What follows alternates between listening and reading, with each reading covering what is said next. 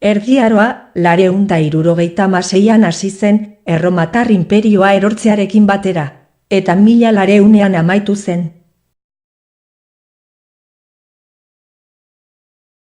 Erdi Aroko musika oso erlijiosoa zen, hau da, musika horren bidez, gizakia jainkoagana hurbiltzen zen, eta tenplu guztiak Erdi Aroko kultura zentro handiak bezalakoak ziren.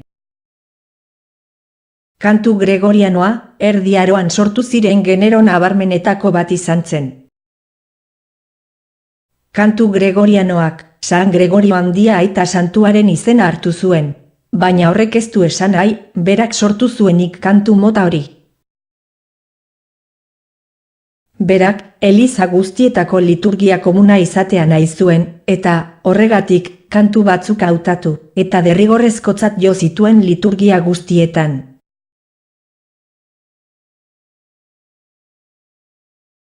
Kantu gregorianoak, honako ezaugarri hauek ditu.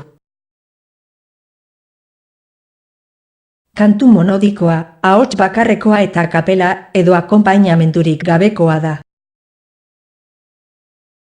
Erritmoa librea da. Latinez abesten da. Testua erlijiosoa da. 8 eskala ezberdinak, modu izena dutenak, erabiltzen ditu. Kantu gregoriano motak, silabikoa, neumatikoa eta melismatikoa.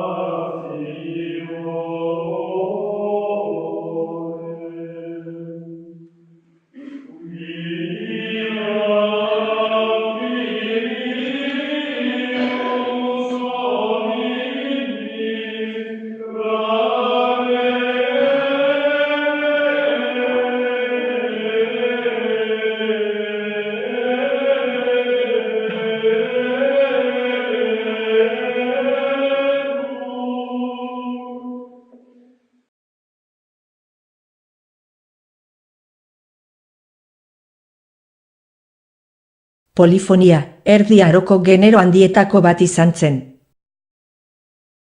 Polifonia, aldi berean entzuten diren ahots ezberdinen soinuen multzoa da, ahotsetako bakoitzak bere garrantzia eta independentzia dituela. Honako hauek dira, lehenengo asmakizun polifonikoak, organum izenekoa, kantu nagusia zeritzon melodia gregoriano bati, ahots baxua, bigarren ahotsa gehitzen ziona. Eta diskantus izenekoa, aurkako mugimenduei jarraituz abesten zuten bi ahots zituena. Adibidez, batek gorantz egiten zuen, eta besteak, aldiz, beherantz.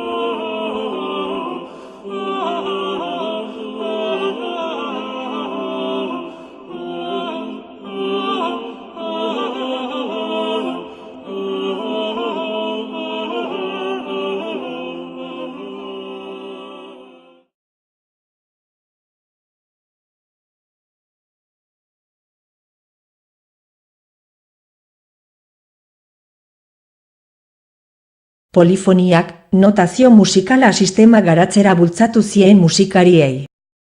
Garai horretan, bestalde, neumak sortu ziren. Eskuizkribuetako hainbat pasartetan agertzen diren, barra eta puntuen kombinazioak dira neumak.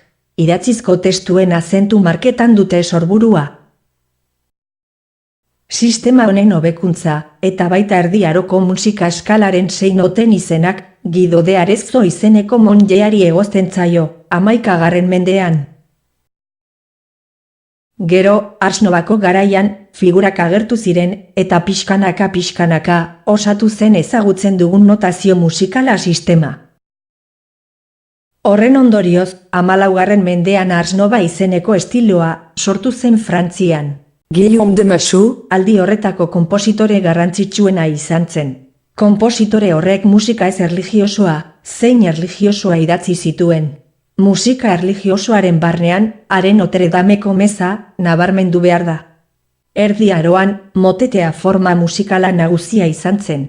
Motetea 2 edo 3 ahots dituen forma polifonikoa da, ahotsetako bakoitzak letra eta erritmo ezberdinak abesten dituela.